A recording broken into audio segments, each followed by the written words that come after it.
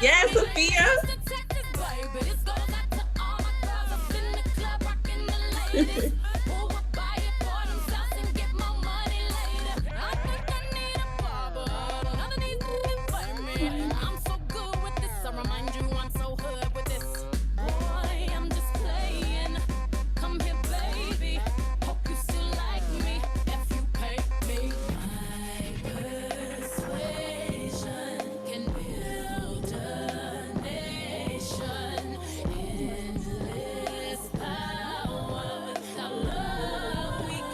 Yeah, you can bring a chair closer.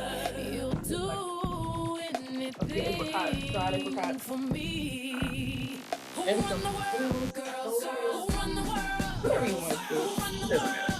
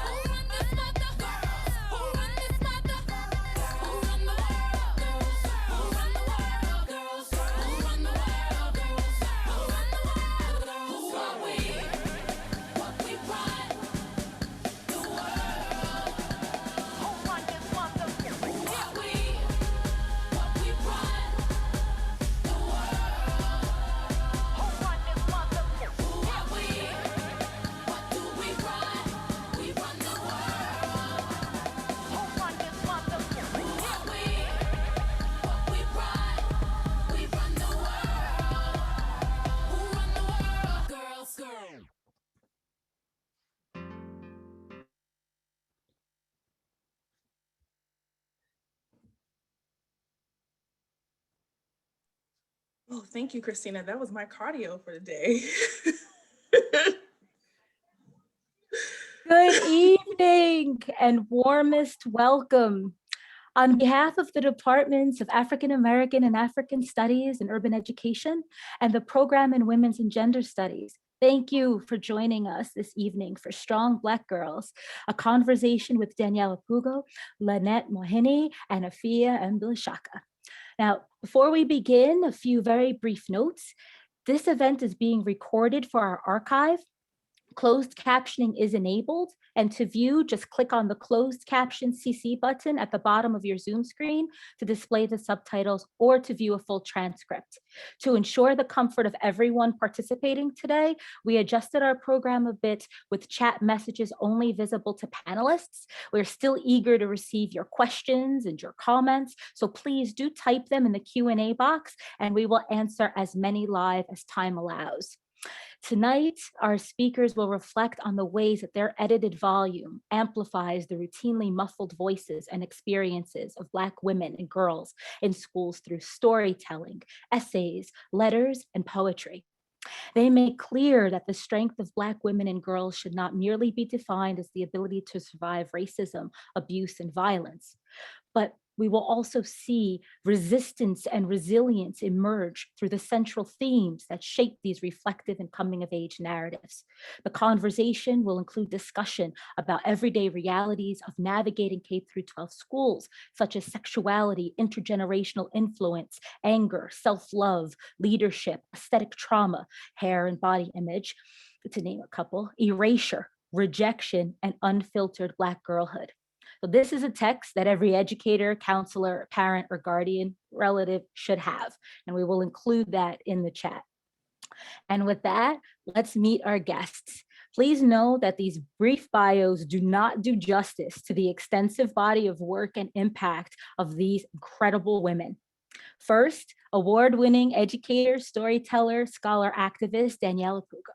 Dr. Apugo is Assistant Professor of Education in the Department of Teaching and Learning at Virginia Commonwealth University. Her research explores the educational experiences, epistemologies, culture, resistance, and intellectual uprising of Black women and girls within the United States. Next, Afia Mblishak, therapist, hairstylist, and assistant professor of psychology at the University of the District of Columbia, who focuses on understanding and using traditional African cultural rituals for contemporary holistic mental health practices. She is an alumna of Howard University and the University of Pennsylvania. Dr. Mblishaka innovated the practice and research of psychotherapy, where she uses hair as an entry point for mental health services in beauty salons, barbershops, and social media. She is the principal investigator of Psychotherapy Research Lab and the owner of Maya Psychological Services, a private practice in Washington, D.C. Last and certainly not least, we have our seasoned and award-winning educator, Lynette Mohini, Associate Professor and Chair of the Department of Urban Education and affiliate faculty, our Department of African American and African Studies here at Rutgers University, Newark. Her research explores the lives of urban teachers and students of color. Dr. Mohini has published extensively in peer-reviewed journals and is the author of There Has to Be a Better Way, Lessons from Former Urban Teachers, and We Got Next, Urban Education and the Next Generation of Black Teachers, and co-editor of Teacher Education Across Minority Serving Institutions, Programs, Policies, and Social Justice, and Opportunities and Challenges in Teacher Recruitment and Retention, Teachers' Voices Across the Pipeline. As if this wasn't enough, Dr. Mohini is also co-editor of the book series, Contemporary Perspectives on the Lives of Teachers, Opportunities and Challenges with Information Age Press. And in addition to these academic books, I have to plug, she's also the author of the award-winning children's book, Lulu, the One and Only, which I hope she'll talk a little bit about later on. And with that, I believe Dr. Apugo is going to kick us off, and we thank you so very much for taking the time to be here, and we're very excited for what you'll share with us.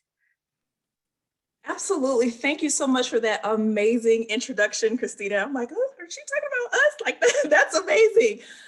We're so grateful to be here, and we're so happy that everyone who's out there supporting us knows that we just feel the love radiating through Zoom. I know it's been a long day for many of you off and on Zoom.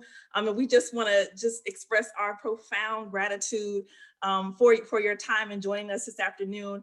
I really just want to start off first thanking the authors, the contributors to our volume, because without their amazing and just phenomenal writing, this would not be what it took shape to be. So thank you. We are absolutely still in a little bit of disbelief that it was just more than we could ever think of. And I want to start us off a little bit talking about how Strong Black Girls sort of took formation.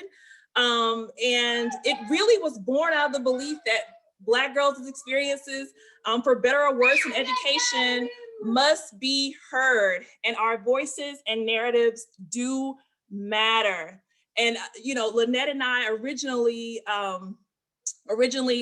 submitted a proposal for the idea to get into another volume, but actually the editor was like, you know what, this is pretty extensive. I think it would be better served as a standalone volume. And so we took that and we ran with it, and we're so completely overwhelmed at the amount of interest that we got. And so we really were just we're really overcome and really grateful that we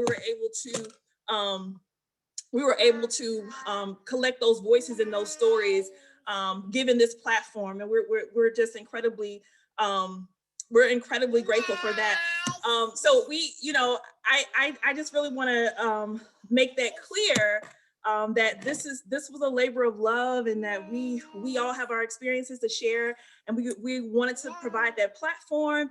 And it's so incredibly important, especially given what we see bubbling up in our nation. So we're grateful to be here, and I just really thank you so much, Christina, for providing us this platform. Awesome. And so with that, we want to talk a little bit about what happened and how we got our contributors. So we did a call out for contributors, and we asked people to submit if they wanted to be part of this book. And we were looking for also different mediums of people expressing, you know, girls and women expressing their views about school. And, you know, whether that was like through photography or art, or other ways. And what we ended up getting at the end of the day, we were a little overwhelmed. We got 84 different submissions, which I've done a number of edited books, and I've never seen anything like it. And I think it goes to the point that Black women and Black girls really want to share their stories and have something to say. So somehow in all of this, you know, we wanted to accept everyone, we couldn't, but we ended up accepting 8 different chapters. Some chapters have multiple authors. But how the book is situated is we have the youngest author is with some poetry from a 5th grader. She was a 5th grader at the time.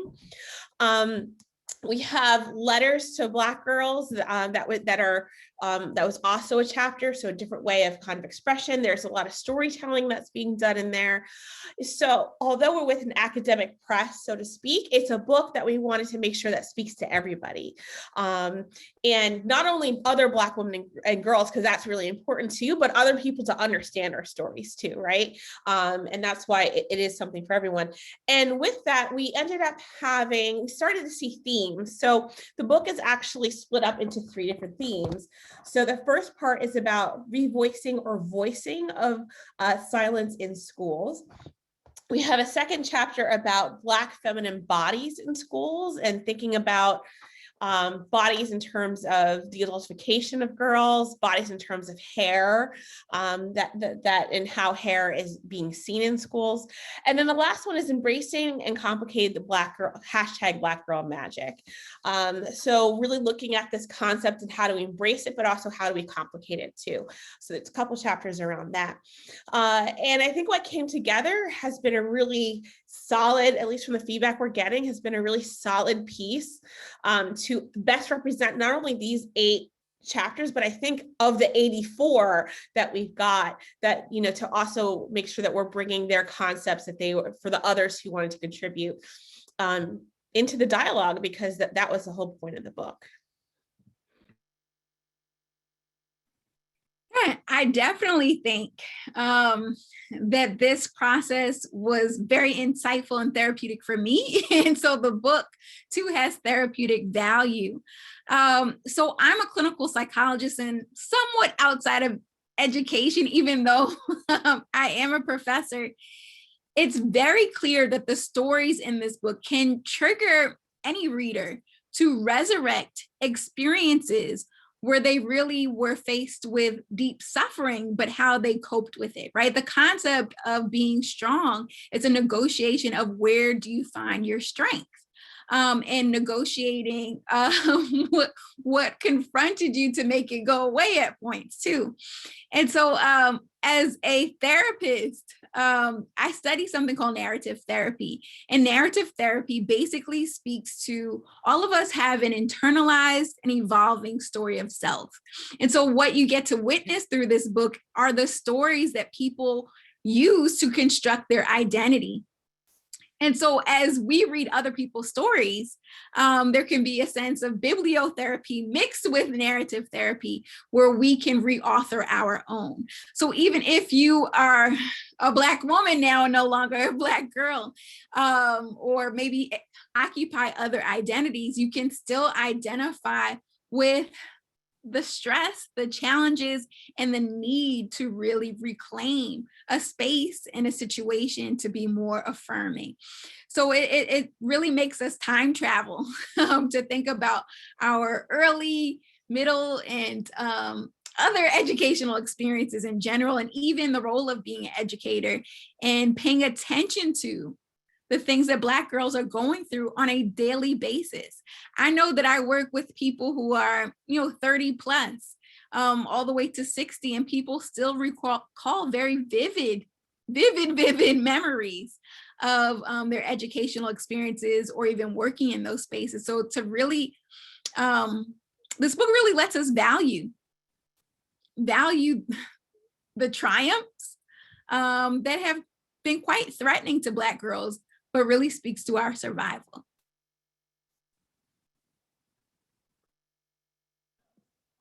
Absolutely. And Afia, I engage you in that all the time, just about schools and their as a social institution and how these things take place.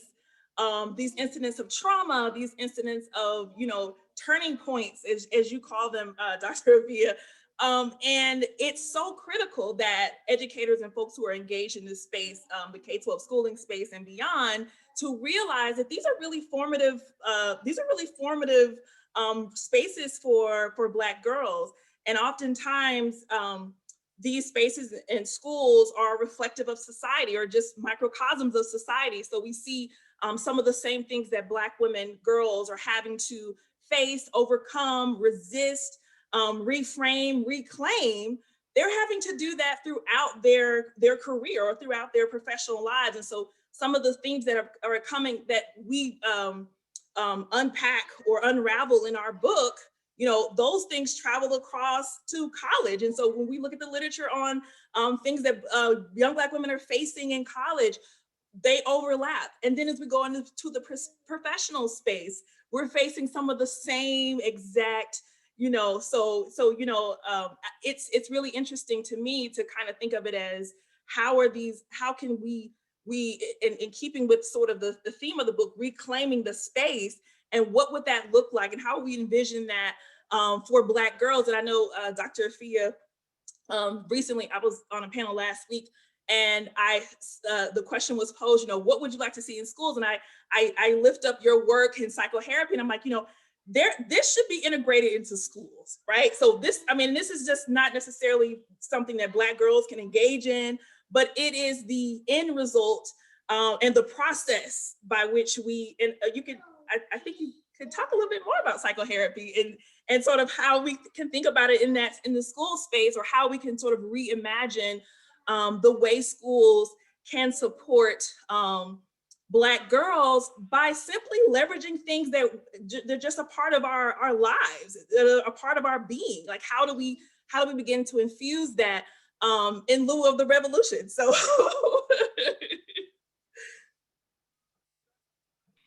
You're funny, Danielle.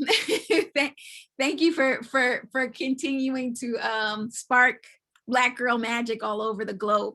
I'm just even thinking about how these experiences with hair are navigated in school. So even thinking about New Jersey, right? We've heard of the cases of like Andrew, who was on the wrestling team, who had to get his locks cut off in order to participate. But there are countless Black girls who have had extremely shaming experiences in school related to hair, especially for dress codes, whether it's Maya and Deanna Scott in Massachusetts, who weren't allowed to wear box braids to school, right? They were suspended because of this went against dress code.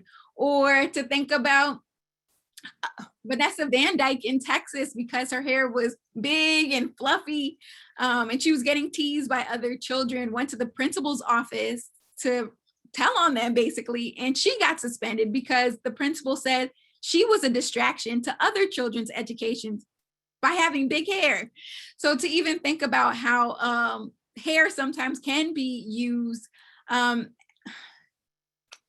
to almost be weaponized against Black children in general. And so it really requires a reframing. And I'm thinking about how schools can be involved in that process, whether it is a pop-up salon that happens in school or even hair tutorials. I know that we're mostly virtual, but imagine having a hairstylist or a major influencer that we follow on social media could actually teach a course and how to care for yourself, because I've noticed a lot of people say, I don't know what to do, because it isn't part of the academic curriculum to actually care for yourself. And so I think that definitely can be one of the reclaiming and reimagining of Black girl-centered education.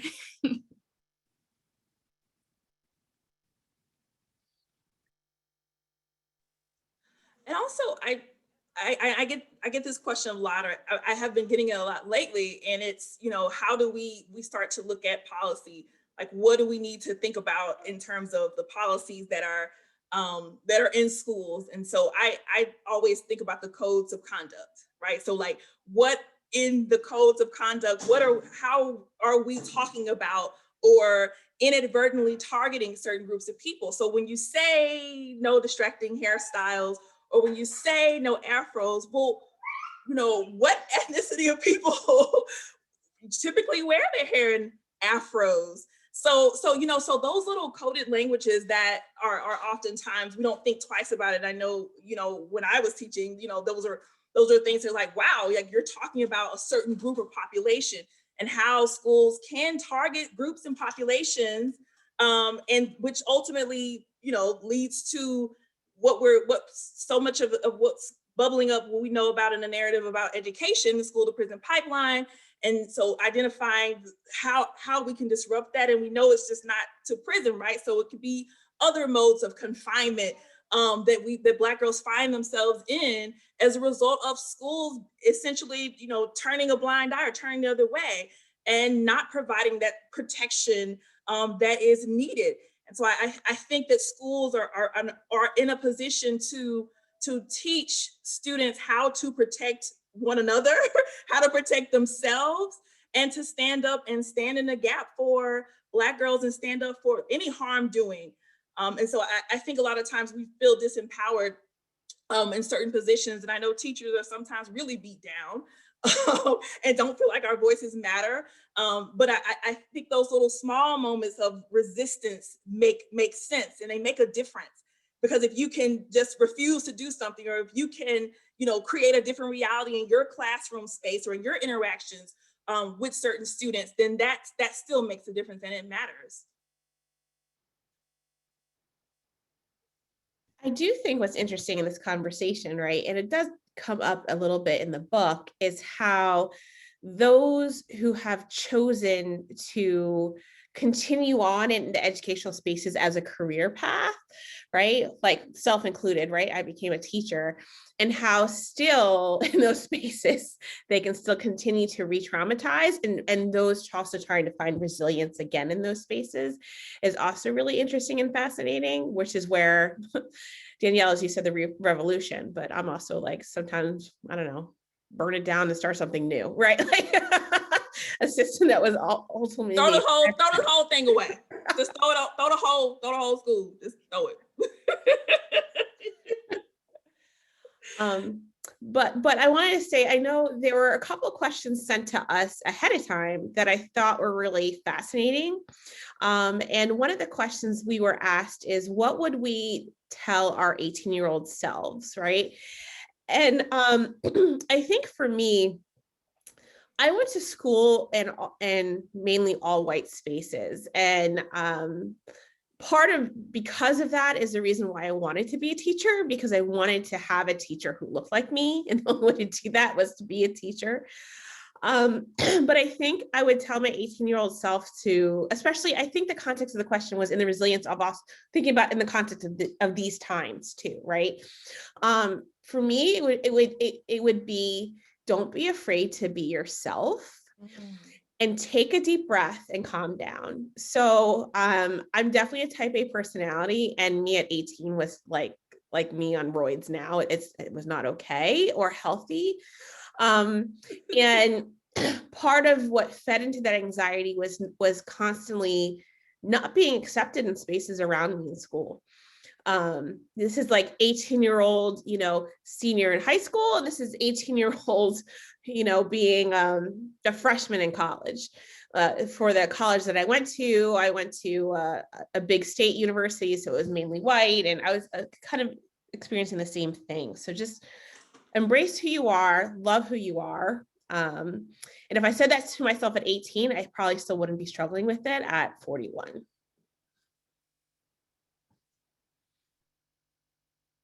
Yeah, you have me time traveling. You have me time traveling to my 18-year-old self. So my 18-year-old self actually was in school. I don't know if it's the fortune or misfortune, had the opportunity to skip the 8th grade. And since I skipped the 8th grade, I was 18 as a sophomore in college. And so I would tell myself, this 18-year-old sophomore in college, slow down. I probably would say leave school for a little bit, if that, because I found, similar to Lynette, I was in such a rush.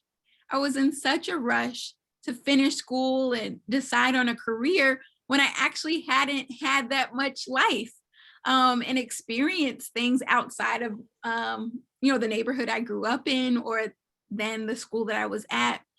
And so I think that this even comes from, to some degree, this, adultification of Black girls, that I was expected to perform at such a high level, but whose expectations were they? I wanted to be happy and successful, and this is what I thought I had to do.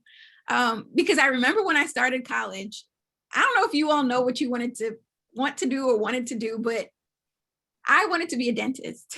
I wanted to be a dentist because I had braces.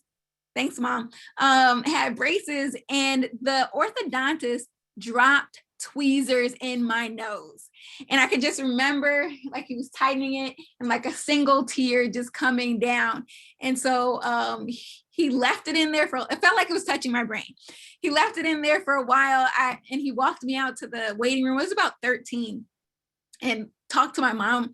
This is like a white older male dentist, and was like, your daughter is just the best patient ever. I know he didn't want to get sued, so he was saying all these good things. And in the car, I'm like, I'm going to be a dentist to help protect teenagers at dentist appointments. So I had this whole thing. But when I went to college, I hated all of my math and science classes. I'm like, this is not fun. I thought it would be super exciting. And so I took a risk, you all.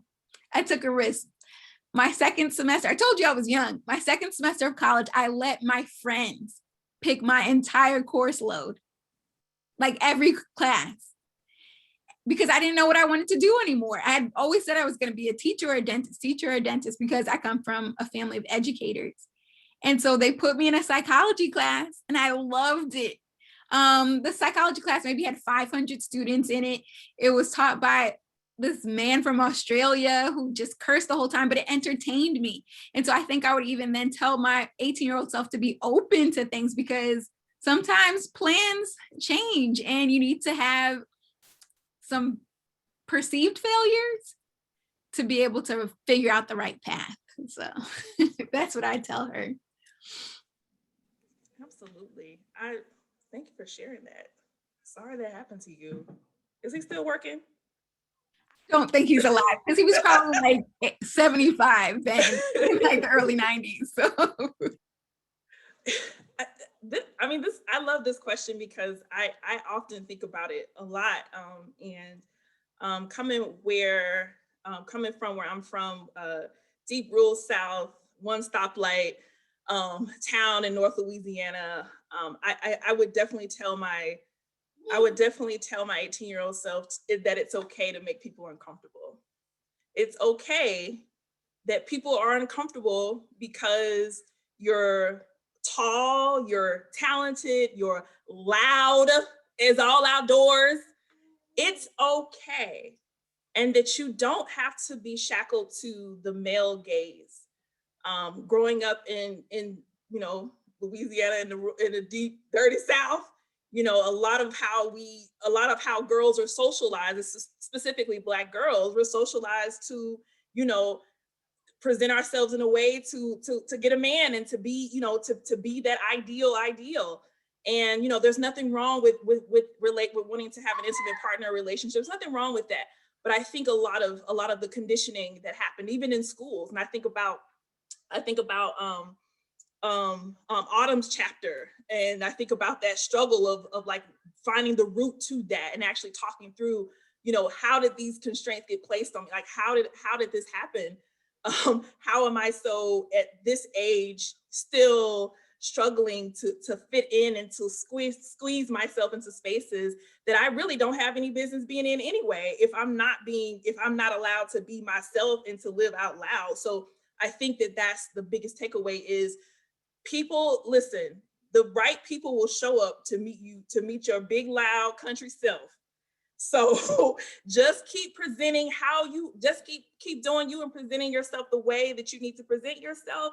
And the right people who are meant for you at the right time will show up. Until then, relish in who you are. Relish in your identity and how you in your uniqueness and how you show up in the world and your impact on other people. And I think that would have really changed a lot of things for me, had I not been still dancing in the gaze of other people and what other people thought that I should be. Growing up and getting a respectable profession like a teacher, you know, because, you know, where I'm from, teaching is like, that's the thing. Like Black people teach, like Black women teachers, like that's the profession. Like get that, because you're gonna get all the respect and everything. And so you know, those are things and not leaning into that so much that it compromises your emotional your emotional stability and your psyche. Like really just giving yourself the grace to be who you are. So the other question we got ahead of time that Christina shared with us is, what is a book that every Black girl should read? I'm glad we got this ahead of time because it gave us some chance to really think through it, at least for myself.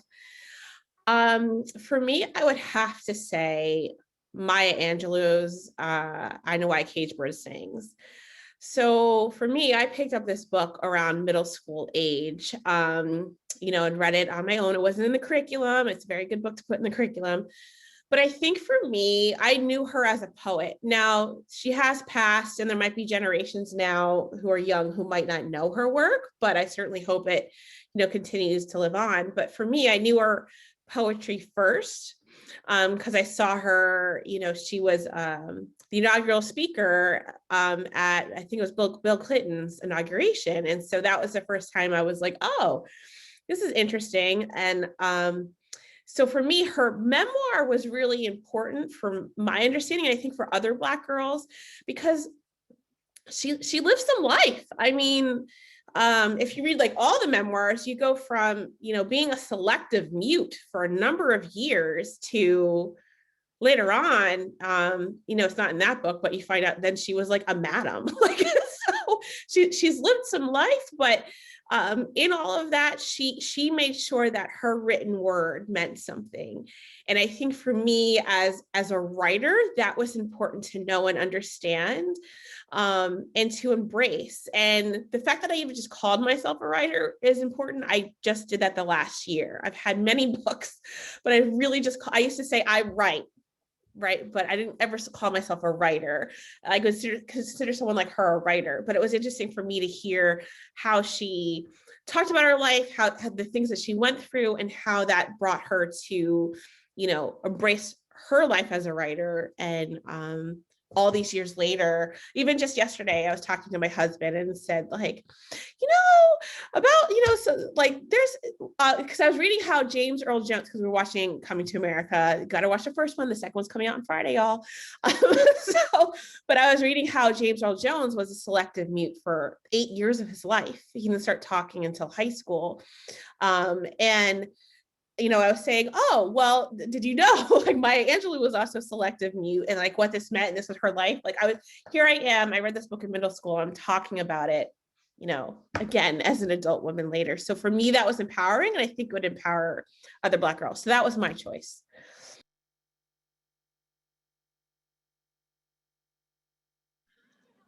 For me, this was hard, but I just thought about the book that I continue to revisit. And I've been away from Louisiana for a while, and I often try to find ways to keep myself grounded or plugged into the feeling of what it feels like to be there.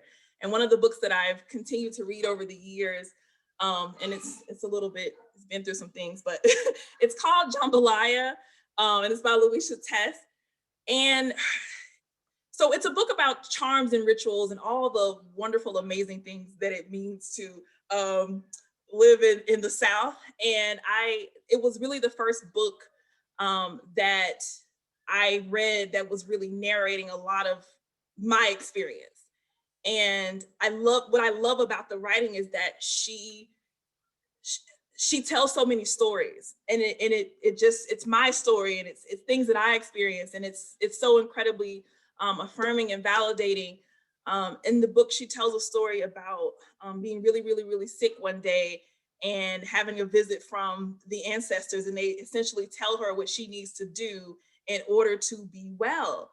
And she does that. But what I took away from that is the amazing power of who we're surrounded by in our lives, and how everyone has something to contribute. They don't have to be college educated, they don't have to be, but every single person has something to offer to our stories. And I think just the language, the prose, the choice of words, it makes me feel proud. It makes me feel proud to be a person who's experienced similar things. And I love it. I read it whenever I need to be affirmed. I read it because when I was just starting out my journey, there obviously there's a lot of people that have come out of Louisiana to the South, but a Black woman talking about like just what it means to be the everyday life of being like country and engaging that, and just picking those things about and enjoying nature and telling stories about things, the supernatural and dreaming. So it's just been really powerful and healing for me. And she has some, y'all get this book, because she has some great, like, I know there are a lot that's been published since then because this is like really old, but she has some wonderful like charms and self-care. And I've shared a lot of them with Afia. So I love it. So that's one thing that I try to keep near and read whenever I need a little, like, what are you doing here? What do you need? That's where you get your spells from? Are you putting not all of them, a few. Yeah, I think I'm going to go with Lynette in terms of really identifying the importance of autobiographies, and especially of people who we praise, but really understanding the stories that they lived through. So I would choose Assata. And so Assata is an African freedom fighter, and she wrote an autobiography, and she is a modern day Maroon. So a Maroon is someone who escapes from enslavement and lives a free life. And so Assata Shakur was part of first the Black Panther Party, but then the Black Liberation Army, and was essentially telling a story about switching back and forth between sort of Southern roots and her Northeastern urban environment, and coming into her consciousness and the opportunities and her college experience of really confronting concepts of internalized racism, and recognizing the systems that impact Black lives, but especially the lives of Black women. So I didn't read that book as a girl. I read it probably after I had my PhD, but recognized how much I could have gained from reading a story about liberation and freedom, and fighting for your freedom and liberation, and be a critical thinker about freedom and liberation. And I still want to meet her. She's still alive someplace, hiding out in Cuba. I'm happy she's still safe. But just how symbolic she is that she was able to free herself from literally a prison, that really charged her and things that she may or may not have done. And so just to even recognize that the power of that story of success, because I don't know if we always put being free and liberated as being successful. So I would say Assata by Assata Shakur, her autobiography. So Christina, do you want to share, are there any questions that are coming in the Q&A? So it looks like we have a shy group today. Other than those advanced questions, I have one that I really wanted to ask. And Lynette, you had shared that part of your journey to where you are now was wanting to be the educator that you wished you'd seen in front of the classroom. So could you all, whoever wants to take this, talk a little bit about the role of mentorship, particularly for those girls who don't see themselves reflected, like just some ways where they might seek out community and really mentors to help them on their journeys.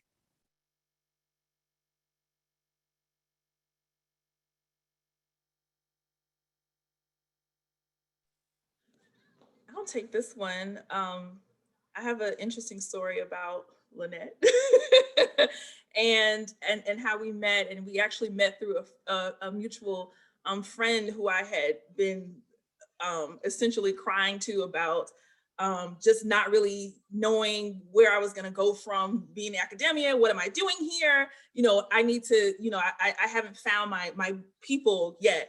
And so he was like, you know what, I know somebody, my girl Lynette, I'm gonna put you in contact with her and she's gonna get you squared away. And so I had people tell me that a lot, and I never heard anything. Nobody ever followed up and never heard anything. So my expectations were really low for getting to meet Lynette or even just like get her to respond to the email or anything like that. But I reached out to her. She responded immediately and was like, when do you want to, what are you doing this weekend? I was like, nothing. So Lynette books a ticket, comes to, I pick her up in Union Station in DC, and we go to the library at UDC, University of District of Columbia, where I was teaching at the time. And we proceed for the next 4 to 6 hours to hammer out a plan for me. And I was so incredibly just like floored at the sincerity and genuine kindness that she showed a complete and utter stranger. So I say all that to say that sometimes, you know, our mentors or people don't come from where we think they might come from.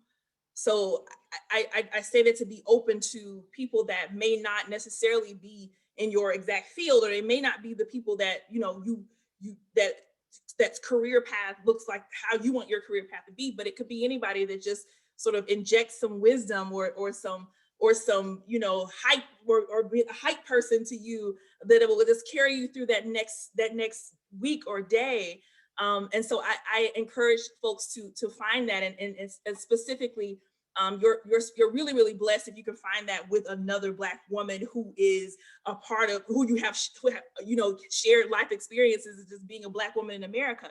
So really, if you are so lucky as to find those relationships, really nurture them and feed them to the best of your ability, and be open.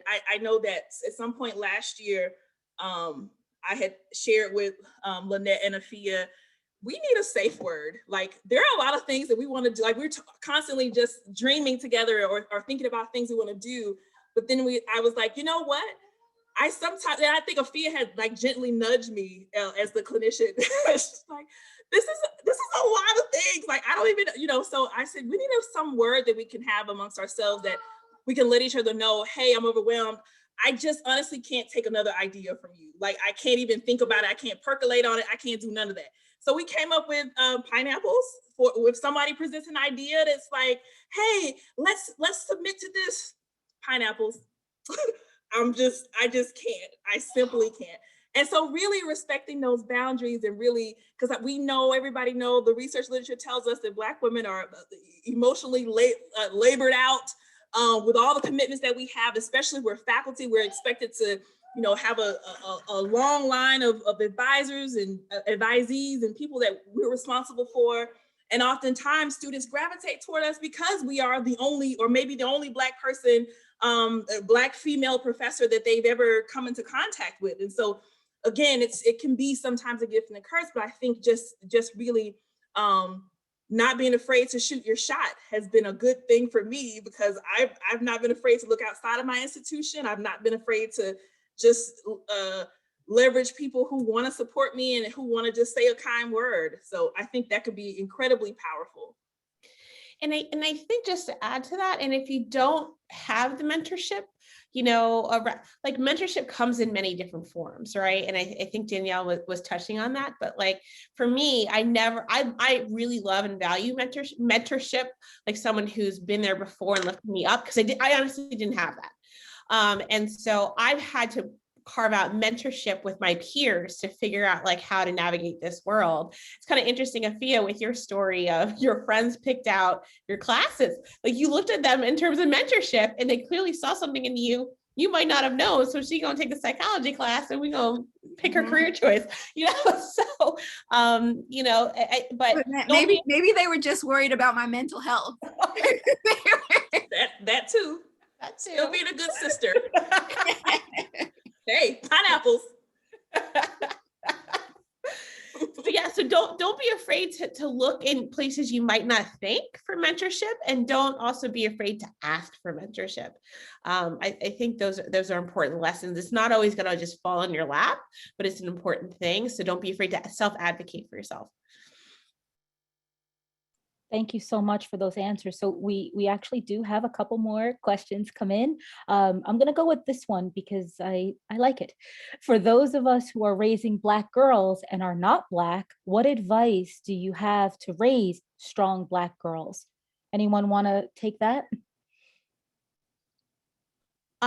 So I'll take that because that was me. So I am biracial, but my parents divorced very early. So my mother's white, and who I call my dad, who raised me, is Jewish. So I was raised by white parents. And for me, it's making sure you talk about race, because I think sometimes it can feel uncomfortable or you don't want to do it right. So then it ends up being silenced and there are no discussions. So talking about that and having really important, honest conversations around it, and just taking the time to listen, you know, to kids and to what they want to share. You know, there's things I was reflecting the other day. I was thinking about how in 4th grade, I had a boy spit in my face. And I never told anyone. I didn't tell my parents because we weren't having these dialogues that I needed, which is probably why I am a scholar who writes about race and writes children's books about race, because I want to talk to her about the whole world.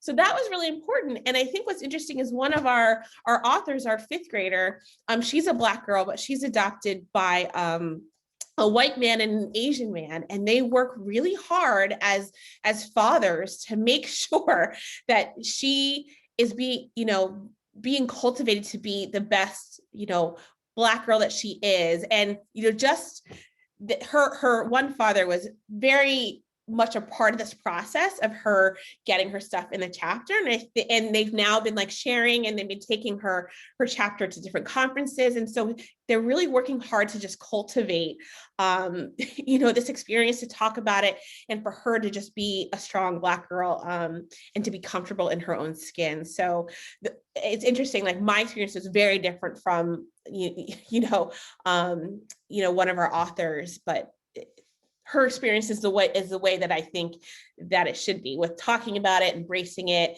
having dialogues about it, and listening. So. Anyone else want to remark on that? And otherwise I'll move to the next one, which is full of many things. Anyone? Okay. With so many ways that Black femaleness can be embodied amidst the diaspora and here on Turtle Island, colonized US, how do you balance the great diversity of our Blackness and womanness, the shared experiences we have in common, with affirming those who have that moment or moments when they felt like they didn't feel Black enough for whatever reason? That's a dissertation. Anyone want to jump in on that?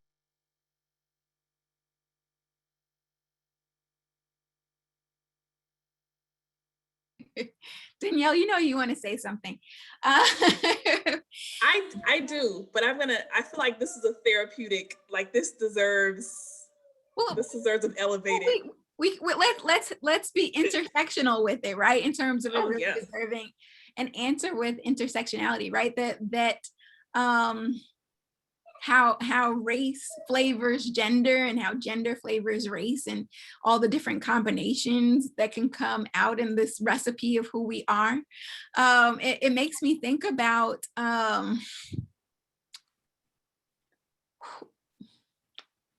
okay, how we're socialized, right? That there is socialization that teaches us how we're supposed to behave or be, but what is the agenda behind certain socialization processes? What is trying to be created?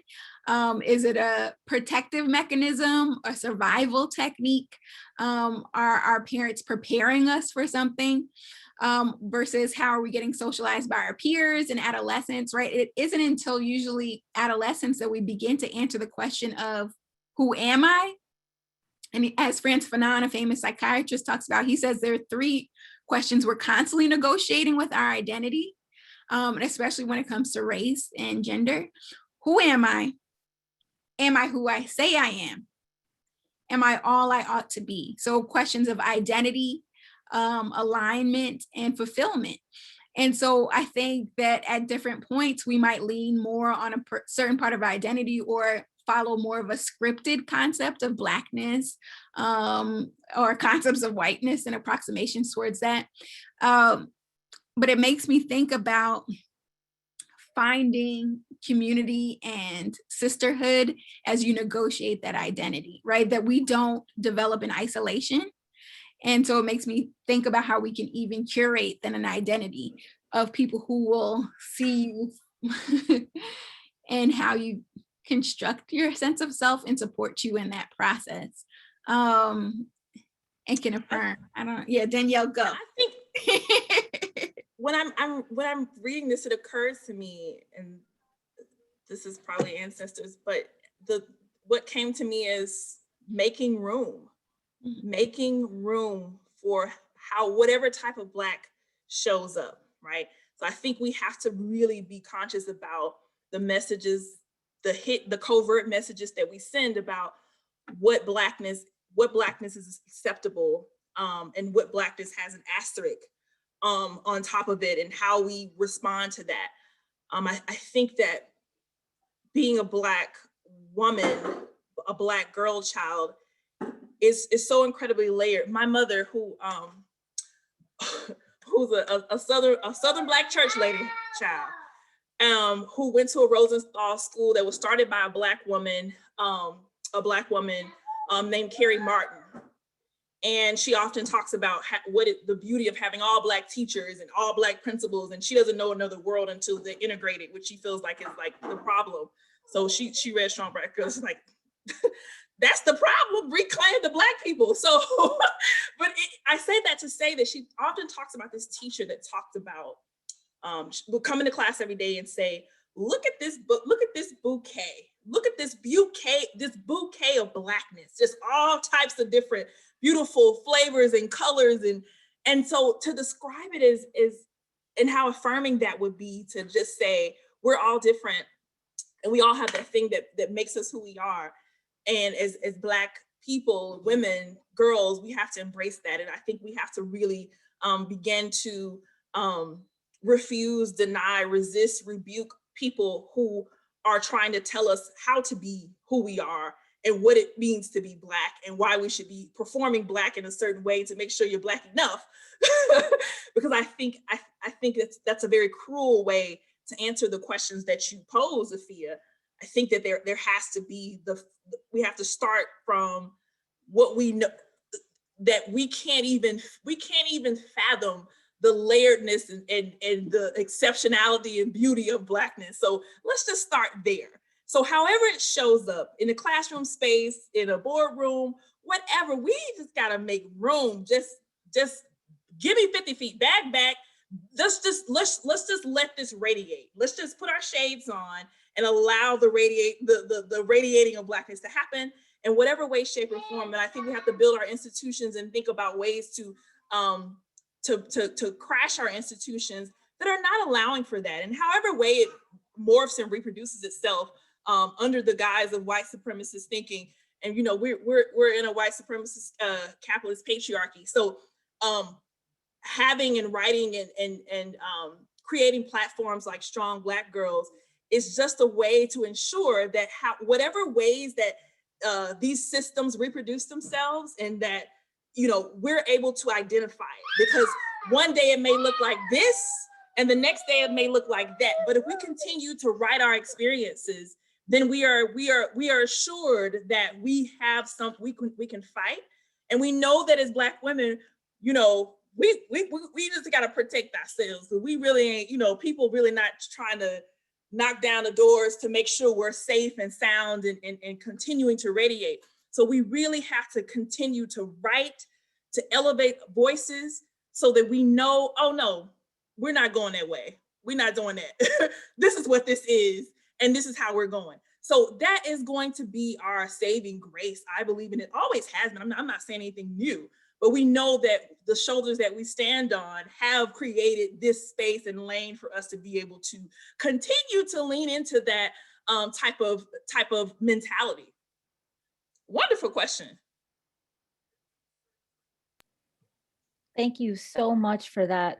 And we have actually only a couple of moments left before we hit 7 o'clock. That time went by so fast.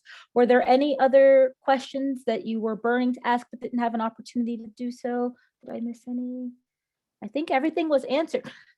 Big round of applause to you for joining us, taking time out of your schedule. I know you're seeing clients, teaching classes, chairing a department. We are so very grateful that you would take this time to talk about this incredibly important work, and the backbone of all of our societies are strong Black girls. So with that, thank you so very much. I'm really grateful to any of you who have missed previous programming. We do have a YouTube channel on African American and African Studies. I'm going to put that link in the chat. Again, if you have not purchased a copy of Strong Black Girls, please post haste, head right on over to Teachers Press to buy your copy. They're offering a discounted version of the ebook. And one more shameless plug for Lulu, the one and only. If you haven't already picked up a copy of this great book, please, please, please go out and get that, particularly for those that are identifying among different races and stuff. It really covers a lot of good work, and just how to open up conversations about race, which we do desperately need to have. So with that, thanks again. And I'm going to play us out with some Alicia Keys.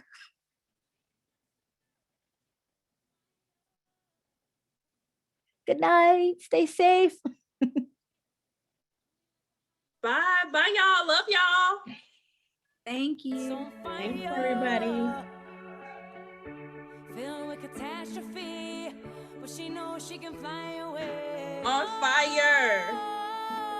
This is after the club closed. This is like this is what everybody's like. The club is closed. So we're just walking around talking to people. You don't have to go home, but you gotta go home, but the club closed at 7. We already told y'all the flyer.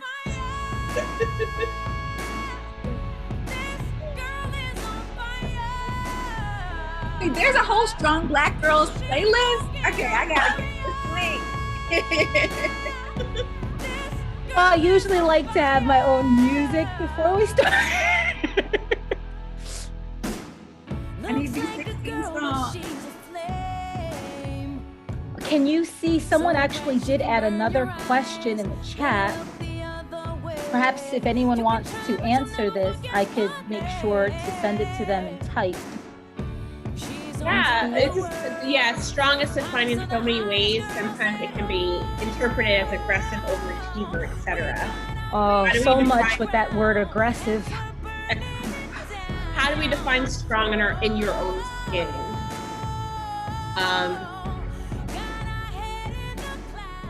Well, we already have the angry Black woman thing, right? With being strong. And we also have the overachiever with Black women being the new model minority, to be honest. And so I think being strong doesn't have to look like I don't cry, I don't have to take everything on my shoulders, I don't have to do all those things. And I actually say this from a personal standpoint. I just had this conversation with my sister, who is a strong Black woman in the idea of like, I can do it all, and just having this conversation of, no, maybe you just need to pause.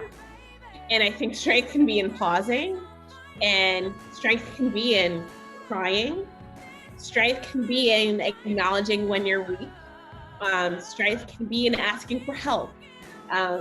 So I think all of those things can make someone really strong. So for me in my own skin, that's been something that I do, and it's been something that I've had to practice and relearn what it means to be strong over the years.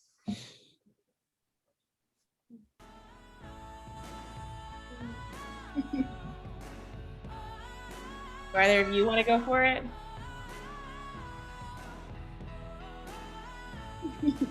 I think you That was a great laid answer. it out. Yeah. Laid it out. Oh, Bridget, thank you so much for that question, and for all of the other guests that added questions. They were very thoughtful, and we appreciate engaging in the conversation. Quite frankly, I would love you all to return back. We could have full conversations about hair politics, colors.